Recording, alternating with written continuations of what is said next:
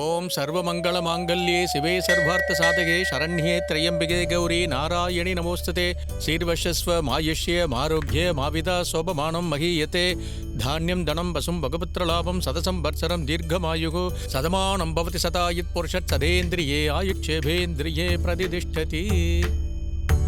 அங்க என்ன நடக்குது? சாமியார் முன்னாடி நிறைய பேர் நிக்கிறாங்க. அவர் ஒரு சித்தருமா. 2 நாளா இந்த கோயில்ல தான் இருக்காரு. அவர் கண்ணு மூடி ஏதாவது மந்திரத்தை சொல்லிக்கிட்டே இருப்பாரு. திடீர்னு கண்ணை திறந்து அவர் முன்னாடி நிக்கிற யார் பெரியாவது கூப்பிட்டு அருள் வாக்கு சொல்லுவாரு. அது அப்படியே அவங்க வாழ்க்கையில நடக்குமா? என்னது பேரை சொல்லி கூப்பிடுவாரா? அவருக்கு எப்படி பேரெல்லாம் தெரியும்? அதான் சித்தருங்கிறது. அவரோட ஞான திருஷ்டியால நாம யாரு என்னங்கிறது அவருக்கு தெரியும். அட, கேட்கவே ஆச்சரியமா இருக்கு. அங்க போங்க, நீங்களும் ஆச்சரியத்தை பார்க்கலாம்.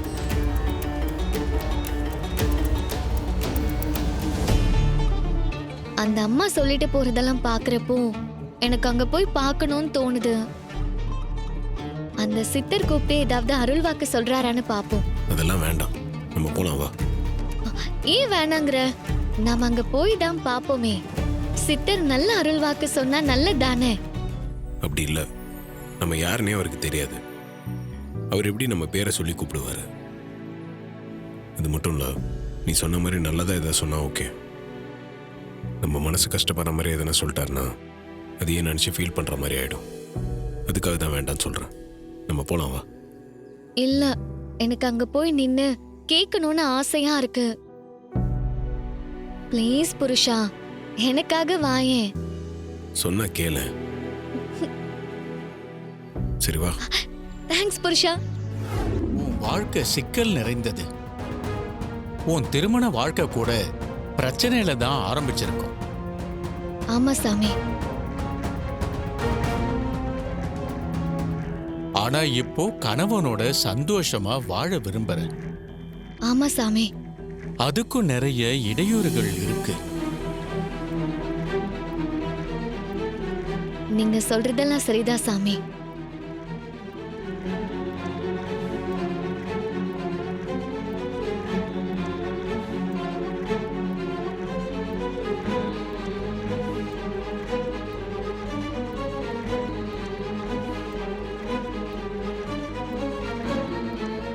இந்த பூவோட கோவில் பிரகாரத்தை ஒரு முறை வலம் வந்து பிறகு வீட்டுக்கு போ.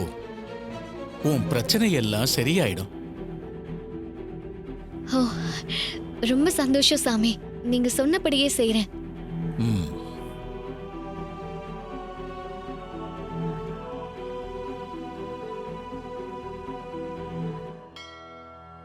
நான் கோயில் பிரகாரத்தை சுத்திட்டு வந்துடுறேன்.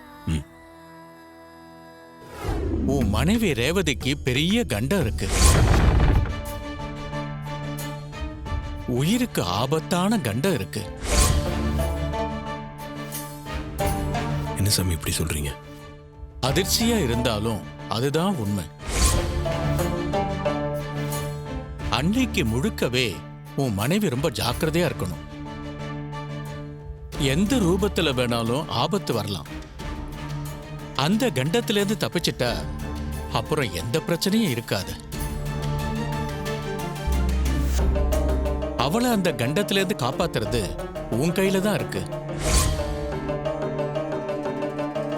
அன்னைக்கு அவளை வெளியே எங்கேயும் அனுப்பாத. உன் பார்வையிலேயே வச்சுக்க. அதான் அவளுக்கு நல்லது. சரிங்க சாமி. இந்த ஆபத்திலிருந்து அவ தப்பிச்சிட்டா அப்புறம் உங்க கல்யாண வாழ்க்கை சிறப்பா இருக்கும்.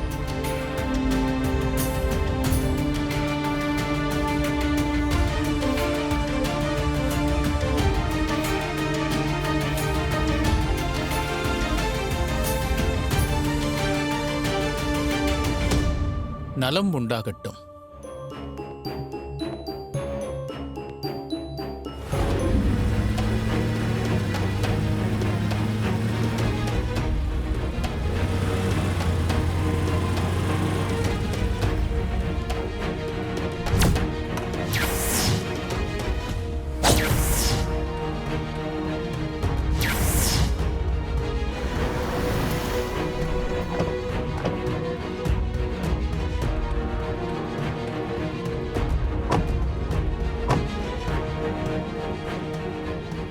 கோயில் பிரகாரத்தை சுத்தி வந்ததுல கொஞ்சம் டயர்டா இருக்கு.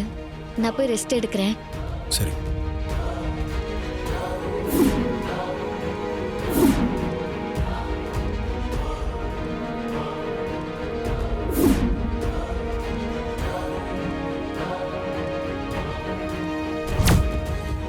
டேய், இதுதான் அவளோட வீடு போல இருக்குடா. வீட்டை தெரிஞ்சுக்கிட்டாச்சு. அவளை இங்க இருந்தே வாட்ச் பண்ணா அவ எப்போ எங்க வெளியே போறா வரான்னு தெரிஞ்சுக்கிட்டு அதுக்கேத்த மாதிரி பிளான் பண்ணி அவளை க்ளோஸ் பண்ணிடலாம். அப்ப பொழுதுக்கும் இங்கே இருந்து வாட்ச் பண்ணணும்னு சொல்றியா? வேற வழி இல்லடா. அவளை இங்க இருந்தே வாட்ச் பண்ணாதான் அவ கதையை முடிக்க முடியும். துணிக்கடையில பொண்ணுங்க வீடியோ பார்த்துட்டு ஜாலியா இருந்தா என்ன, போலீஸ் லாக்கப்குள்ள வச்சு அசிங்கப்படுத்திட்டாடா. வேலையில இருந்து வர என்ன தூக்கிட்டாங்க. என்ன பகைச்சுக்கிட்டது எவ்வளவு பெரிய தப்புன்னு அவளுக்கு புரியல. புரிய வைக்கிற. நாளைக்கு ஹோட்டல் திறப்பு விழாக்கு எல்லா ஏற்பாடும் செஞ்சாச்சு. அத்தை கையால ஹோட்டலை திறக்க வேண்டியதுதான் பாக்கி. சகல, இப்படி ஒரு சந்தோஷமான நாள் என் வாழ்க்கையில வரும்னு நான் நினைச்சு கூட பார்க்கலப்பா. நீ இல்லைன்னா இதெல்லாம் நடக்க வாய்ப்பே இல்லை சகல.